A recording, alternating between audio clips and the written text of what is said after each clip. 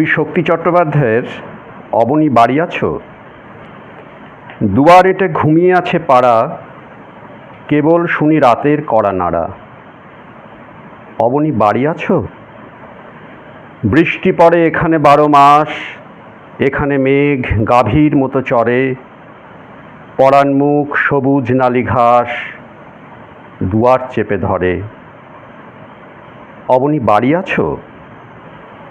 আধেক লীন হৃদয়ে ঘুরগামী, ব্যথার মধ্যে ঘুমিয়ে পড়ি আমি, সহসা শুনি রাতের কড়া নাড়া।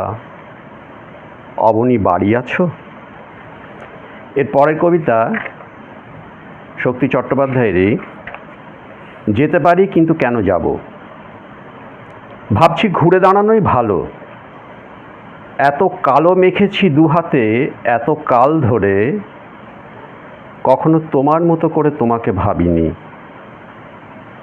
এখন যাদের পাশে রাত্রিরে দাঁড়ালে চাঁদ ডাকে, আয় আয় আয়। এখন গঙ্গার তীরে ঘুমন্ত দাঁড়ালে চিতা কাঠ ডাকে, আয় আয়। যেতে পারি, যে কোনো দিকেই আমি চলে যেতে পারি, কিন্তু কেন যাব?